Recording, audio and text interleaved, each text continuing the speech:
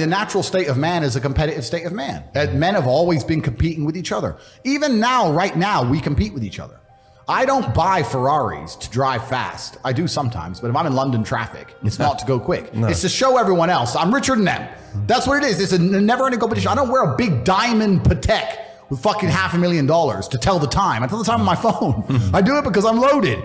And this is actually what's interesting about the world, because the world's changed. Men used to go to war and fight each other in physical combat, and now we don't, because we're more civilized in some regards. That's violence is still the bottom line of society, but we try and avoid it. Men are constantly doing combat by showing each other how we can move world with money.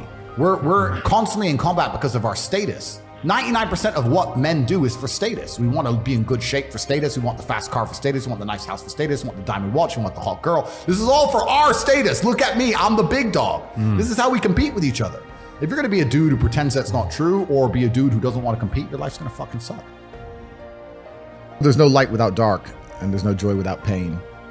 You can't have a rainbow without a little rain. Exactly. And no matter how hard you chase pleasure and happiness, there's going to be dips and troughs in between. There's going to be come downs and downtrends, and you're going to have the juxtaposition between that time you were laughing your head off and acting giddish like a child, and the time that you feel depressed as such. And I think it's much better to just adopt a very disciplined, stoic mindset. I'm always the same base level of happy regardless. If I lost all of my money today, I would be the same happy. If my net worth quadrupled, I'd be the same happiness. Yeah. As long as I am alive, which is a struggle, unfortunately, in the current climate. But as long as I'm alive and the people I care about and love are alive, and as long as God gives me the honor of doing my duties and providing for the people I care about, as long as I get to wake up and know that there's a whole bunch of people in the world who need me, and I get to work hard to please them and do good for society and good for the world, then I'm a vessel of God, and I'm happy enough to survive. That's all I look at it as. I don't ever consider, how do I feel? That doesn't cross my mind. I have things to do. I have things to do. You're too busy to think about that. I'm too busy. I have things to do every single day. I have very important things to do, and how I feel really is not going to affect how I complete those tasks. Right. And when I speak to men, they say I'm unhappy, or I need to be happier. I think that's absolutely the wrong frame of life. You're a man, you have duty, you have honor, you have things you should be doing regardless of how you feel.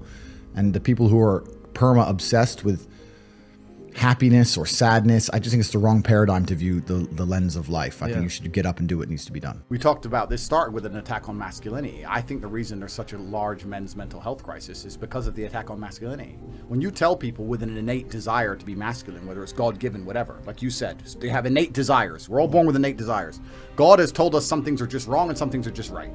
And you have an innate desire to act a certain way, and then society is telling you that if you act that way, or if you have those desires in any way, you are a bad person.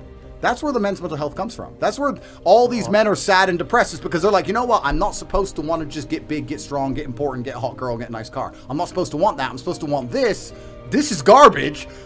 And they sit in this middle area. The happiest people I know are people who are unapologetic. I'm just saying, yeah, this is what I want. This is what I do. How I feel has absolutely zero bearing on how I live my life. I'll do the exact same tasks with the exact same vigor, whether I'm happy or sad. I still want to win. Think of every bad decision you've ever made and see the emotion involved. Your mind must be stronger than your feelings. The point is this. If you truly want to win, you can't only want to win when you're happy, and you can't only want to win when you're motivated, because you're competing against people like me who want to win all of the time. And unfortunately, it's player versus player. Every single girl that you want, every single dollar that you want, I also want. You're competing against men like me who will perform even when it's raining, not only when the sun is shining. And if you're going to be the kind of person who can only do it in one of those scenarios, you are going to lose. You must be prepared to perform all of the time. I have a lot of people who message me and say, oh, I struggle with motivation. And my answer is simple. Then stay a loser.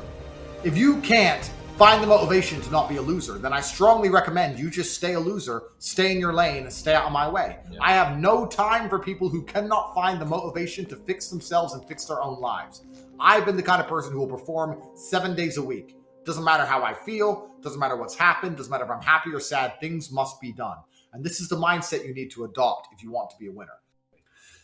Absolutely everything that happens in your life, whether it's good or bad, is completely your fault. Not enough people take responsibility for their lives completely. So if you're watching this, I want you to very seriously do this. This is a serious exercise.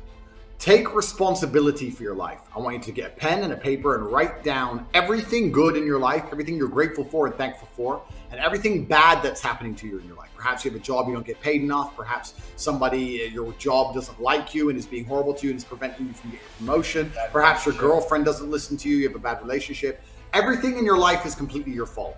Please understand, as a man, the key to being successful is building a formidable mindset that makes you ultra and hyper competitive in a very competitive environment. Now, competence and the ability to perceive the world as it really is, perspicacious and understanding the truth of the universe, is certainly a key element in terms of becoming a feared opponent and understanding the world and being competitive. However, there are certain scenarios, there are certain times in which you don't have to be concerned with being right or wrong. You must be concerned only with being as competitive as possible.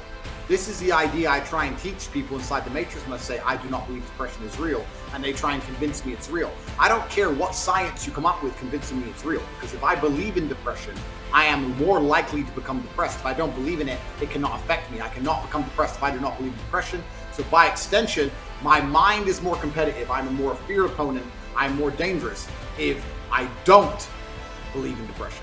That's why I've created my mindset to be as competitive as possible. You must understand that competitiveness as a whole is the baseline for masculine experience. Every dollar you want is wanted by other men. Every female you want is wanted by other men. You are competing against other men your entire life. Even when you walk into a room, instantly you are measured and sized up and down, and you are competing. So for this reason, you must understand that you must build a mind that allows you to compete day after day at the highest possible echelons and be successful. Build a competitive mind. Now, to do that, you must self-analyze. Everything in your life is your fault. By accepting everything in your life is your fault, it makes you more competitive. If you believe that things just happen to you or that bad luck just comes and you can't affect it, you're not as competitive as someone like me who believes that everything is my fault. If it rains tomorrow, I am responsible for the rain. Do you understand? You may think I'm crazy, but I'm not, because I could have looked at the weather forecast and flown to another country to avoid the rain. There is always something I could have done. I could have packed an umbrella. I could have planned to go driving on another day when it's not raining. Everything is my fault all the time. I have absolutely not self-responsibility and accountability, which allows me to become as effective as possible when I'm facing my problems. When the enemy and the problems appear, my Aikido is max level 1000 because I am self-analyzing permanently. Everything I do is self-analysis. I get asked all the time, but what do you feel? Or what about happiness or depression? That doesn't even, how I feel doesn't cross my mind. I don't know how else to explain it. There are days where I'm pissed off or sad or happy. It doesn't cross my mind. It's just like, I woke up, whatever mood I happen to be in, I have things I need to do. It's a busy day. Zuby's here soon. I need to go training before he gets here. I had a meeting with the bank at 7:15 a.m. I have shit to do. Like, I didn't cross my mind if I was happy, sad, excited. I just had to work. So I think my mental model, to a degree, I'm certainly not a person who doesn't feel emotions, because we're all human. I certainly do. But I've never prioritized them in any regard. I haven't built a mental model that affects, I haven't put them in the middle of my mental model and then affected my actions based on how I feel for each one. It's absolutely and completely the opposite. I would love to do a podcast on a day where I'm particularly sad and a podcast on a day when I'm particularly happy, and I guarantee you wouldn't be able to tell the fucking difference. So that's what allows me to be competitive, right? Because if you're competitive, if you want to be the most competitive predator on the planet, you have to be able to hunt in the day and the night. You have to be able to do both. You have to be able to perform when you're happy and sad.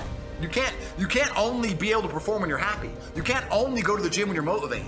You can't only be a competent person when your life's going well, because when your life's not going well, you're no longer competent. Then you're going to lose to people like me. And it's player versus player. If you're the kind of person who can only do well when you're happy and you're competing against someone like me who can do well all the fucking time, guess what? You lose. So my mental model, the answer is most of my opinions are just based around constructing a mental model that allows me to be brutally competitive.